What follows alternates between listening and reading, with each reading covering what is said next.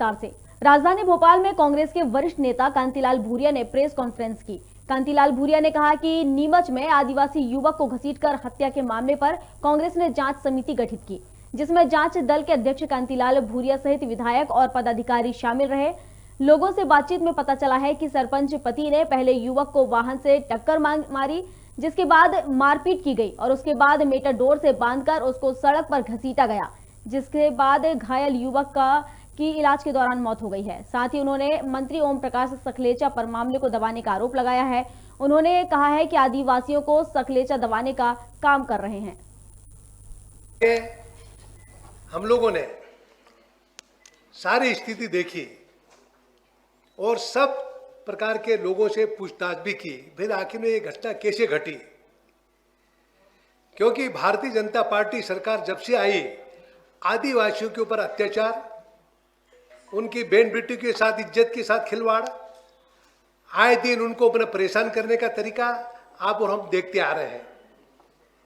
उसी क्रम में जो घटना वहां पर घटी है, जो कन्हैयालाल नाम का नौजवान था, वो गरीब आदमी था और वो अपने घर में।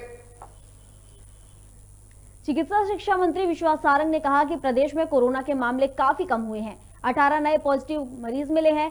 फिलहाल 101 एक्टिव केस हैं। अपील है सभी कोरोना प्रोटोकॉल के नियमों का पालन करें। वहीं कहा मध्य प्रदेश में 78,000 लोगों को वैक्सीन लगा चुके हैं। तीसरी लहर को लेकर भी तैयारी की गई है। सारंग ने कहा कि मुख्यमंत्री ने डेंगू समेत स्वास्थ्य व्यवस्थाओं की समीक्षा की है और स्वास्थ्य व्यवस्थाओं को दुरुस्त करने के निर्देश भी दिए हैं। साथ ही सारंग ने कई मुद्दों पर चर्चा की है। कल लगभग 68,226 कोरोना के टेस्ट किए, जिसमें 18 पॉजिटिव आए हैं। अब मध्य प्रदेश में 101 एक्टिव केस हैं।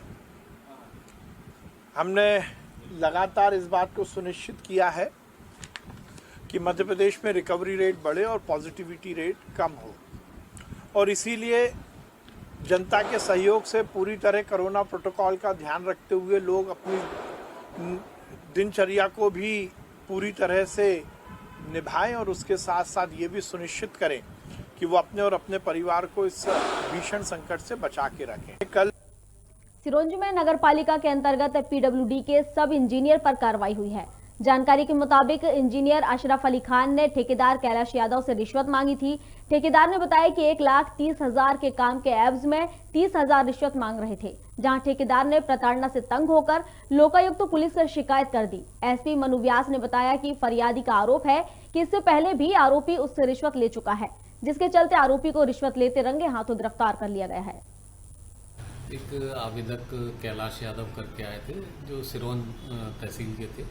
उन्होंने बताया नगर पालिका सिरोंज में पीडब्ल्यूडी के सब इंजीनियर हैं अशरफ अली खान, जो इनके बिल कॉन्ट्रैक्ट का जो ये ठेकेदारी का काम करते हैं, 1,30,000 के बिल के पास करने के एवज में 20% राशि करीबन मांग रहे हैं। तो आज उनसे 20,000 रुपये लेते हुए इनको रंगे हाथ पकड़ा। बिल लगभग 1,30,000 रुपये के थे और इनका कहना है कि ये एक दिन पहले 10,000 रुपये दे चुके थे। और भोपाल साइबर पुलिस ने 2 ठगों को महाराष्ट्र से गिरफ्तार किया है। बता दें कि दोनों आरोपी वन विभाग मध्य प्रदेश के आधिकारिक वेबसाइट पर फर्जी प्रतिरूपण वेब बनाकर ठगी कर रहे थे। आरोपियों ने 500 से अधिक नौकरी देने के नाम पर करोड़ों रुपए की धोखाधड़ी की है। वहीं स्टेट साइबर ने 2 आरोपी राजू लक्ष्मण और अमरदीप रामदास को गिरफ्तार किया है। वहीं तीसरा आरोपी विनीत पद्माकर राव अभी भी फरार है। देखिए, कुछ समय पहले मध्य प्रदेश वन विभाग ने हमें सूचित किया कि एक फर्जी वेबसाइट जो है उनकी सारी डिटेल्स लेकर और शासन के लोगो यूज़ कर ये बनाई गई है, और इस संबंध में हमने एफआईआर की और इसकी विवेचना शुरू की। विवेचना के तथ्य के आधार पर ये आया सामने कि ये जो वेबसाइट है ये करीब 500 पदों की भर्ती के उद्देश्य से, फर्जी भर्ती के उद्देश्य से बनाई गई थी। और इन्वेस्टिगेशन के दौरान ये पता लगा कि ये जो वेबसाइट है ये चंद्रपुर के लोगों ने बनाई है। इस मामले में 2 आरोपियों को हमने चंद्रपुर महाराष्ट्र से गिरफ्तार किया है और एक अन्य आरोपी इसमें भी फरार है। और वेबसाइट जब आप खोलेंगे तो वो हूबहू मध्य प्रदेश वन विभाग की वेबसाइट जैसे लगती थी। उस वेबसाइट में भर्ती परीक्षा को लेकर एक लिंक एक्टिवेट होता था।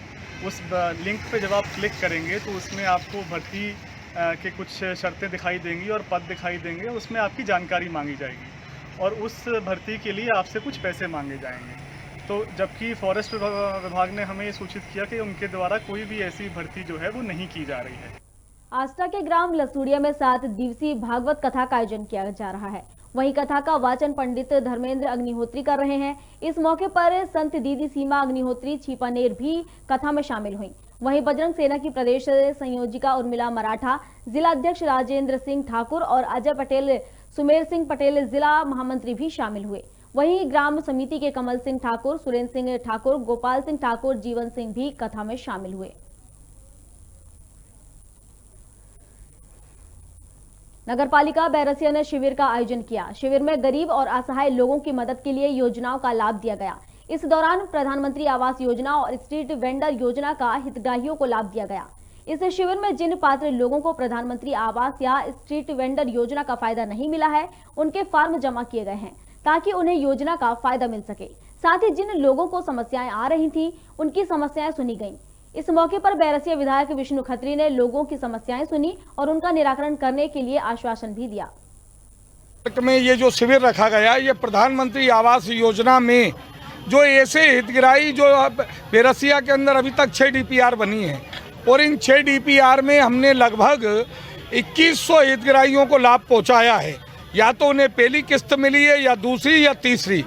और इसमें ऐसे कई, जब हम भ्रमण करते हैं, कई ऐसे लोग मिलते हैं कि साहब हमारा प्रधानमंत्री आवास में हमारा नाम नहीं जुड़ा है, हमारा मकान कच्चा है। तो ऐसे सारे लोगों के हमने आज यहाँ पर आवेदन बुलवाए हैं और इन आवेदनों का परीक्षण कराकर भविष्य में उन्हें प्रधानमंत्री आवास योजना का लाभ मिले, इसके लिए ये शिविर यहाँ पर आयोजित किया गया है। रतलाम में एक संत के खिलाफ विरोध प्रदर्शन करना कांग्रेसी पर भारी पड़ गया।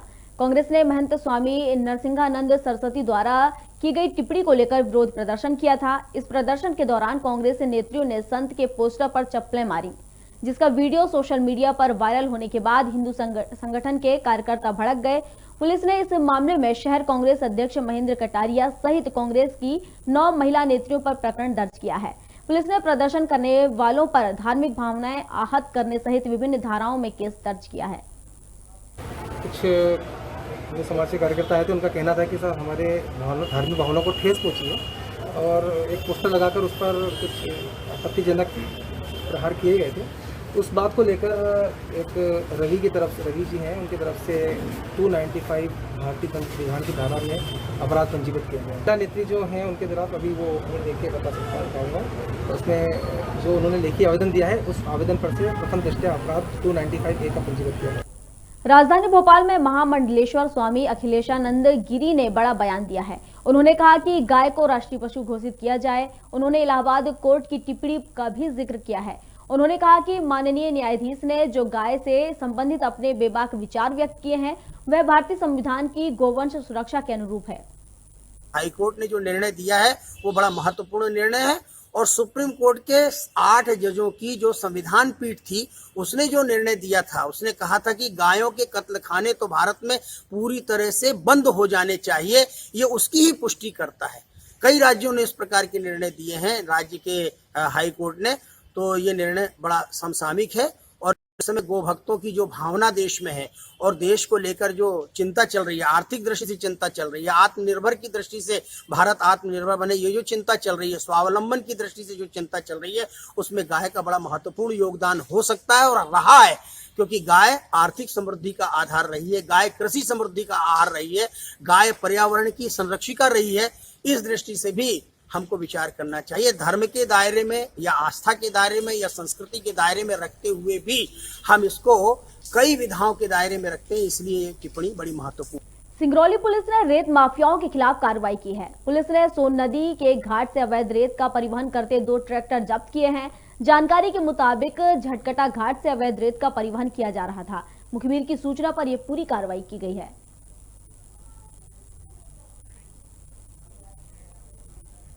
राजधानी भोपाल में बढ़ती महंगाई को लेकर महिला कांग्रेस ने रोशनपुरा चौराहे पर प्रदर्शन किया। महिला कांग्रेस के कार्यकर्ताओं ने एलपीजी सिलेंडर सड़क पर रखकर केंद्र सरकार के खिलाफ जमकर नारेबाजी की। बता दें कि बुधवार को ही रसोई गैस पर 50 रुपए की वृद्धि की गई है, जिसके विरोध में महिला कांग्रेस की जिला अध्यक्ष संतोष कंसाना ने कहा कि महंगाई से जनता परेशान हो रही है, लेकिन सरकार इस पर विचार नहीं कर रही है। जिस तरह से गैस की कीमतें आए दिन बढ़ती जा रही है, पिछले 16 महीने में 18 बार गैस की कीमतें बढ़ चुकी है। आम जनता का जीना मुहाल हो रहा है। महंगाई से पहले ही लोग परेशान हैं। युवा बेरोजगार है। कोरोना महामारी में बहुत से लोगों का रोजगार छूट गया, काम नहीं है। और जिस तरह से गैस सिलेंडर की कीमतें बढ़ रही हैं, मतलब गृहिणी को अपना किचन संभालना इतना मुश्किल हो गया कि आज उसकी थाली से रोटी तो पहले से ये लोग सब्जी दालें महंगी करके पहले ही छीन चुके हैं, लेकिन जिस तरह से गैस की कीमतें बढ़ रही हैं, कहीं ना कहीं आम महिला से वो रोटी भी पकाने का ये अधिकार छीनते जा रहे हैं। मैं यहाँ प्रधानमंत्री से मांग करती हूँ कि जिस तरह से गैस की कीमतें आसमान को छू रही हैं, उनको कम किया जाए, अन्यथा महिला कांग्रेस हमेशा जनता की आवाज़ उठाती रही है, आवाज़ उठाती रहेगी। और आने वाले समय ऑनलाइन गेमिंग की बच्चों में बढ़ती लत के दुष्परिणाम अब सामने आने लगे हैं। राज्य साइबर सेल ने एक एडवाइजरी जारी करते हुए कहा कि बच्चों को बिना सिम के फोन दिए जाएं, साथ ही प्ले स्टोर पर पेरेंटल कंट्रोल ऑन रखा जाए। बाजार में ऐसे टैबलेट भी हैं जिनमें सिम कार्ड लगाने की जरूरत नहीं है। दरअसल राज्य साइबर सेल के पास एक महीने में ऐसी 4 शिकायतें पहुंची हैं, जिसमें बच्चों ने अगले लेवल में जाने के लिए माता पिता के खाते से ट्रांजैक्शन कर दिए हैं। ट्रांजैक्शन के बाद OTP का जो मैसेज आता है उसे भी डिलीट कर दिया है। इसके बाद से ठगी की शिकायतें आने लगी हैं। उसका मेन उद्देश्य ये था कि ऑनलाइन गेमिंग के प्रति आजकल बच्चों का झुकाव ज़्यादा बढ़ रहा है। उसके मानसिक जो प्रभाव है वो तो है ही कि इंसोम्निया हो जाता है, नींद की बीमारी हो जाती है, मानसिक प्रभाव तो पड़ता ही है। उसके अलावा क्योंकि बच्चों को आगे बढ़ने की एक ललक रहती है, तो उसमें ऑनलाइन गेम्स में होता क्या है कि दूसरी स्टेज पे पहुंचने के लिए या कुछ इक्विपमेंट्स या फिर तलवार या जो भी रहती है हथियार बाय करने पड़ते हैं। तो जब बाय करने पड़ते हैं तो उसके लिए पे करना पड़ता है, ऑनलाइन पेमेंट करनी पड़ती है। अब सिंस बच्चे वही मोबाइल यूज़ कर रहे होते हैं, उनके पास खुद का स्वयं का मोबाइल तो होता नहीं है, वो पेरेंट्स के मोबाइल को यूज़ कर रहे होते हैं। पता नहीं हम इसको इतनी बड़ी अचीवमेंट क्यों मानते हैं कि हमारा बच्चा गेम खेल पाता है, हमारा बच्चा ऑनलाइन पेमेंट कर पाता है। हमें कोशिश करनी चाहिए कि हमें अपने बच्चों को ऑनलाइन पेमेंट करना ना सिखाया जाए। अशोकनगर में बिजली विभाग की मनमानी सामने आई है, जहां विभाग लोगों को मनमाने तरीके से बिजली बिल भेज रहा है, जिसके विरोध में कांग्रेस ने विद्युत वितरण कंपनी के मेन गेट पर प्रदर्शन किया। इस मौके पर कांग्रेस ने उपभोक्ताओं को थमाए जा रहे बेतहाशा बिजली के बिलों को कम करने की मांग की है। कांग्रेस नेताओं ने भाजपा सरकार को जमकर घेरा है और नारेबाजी की है।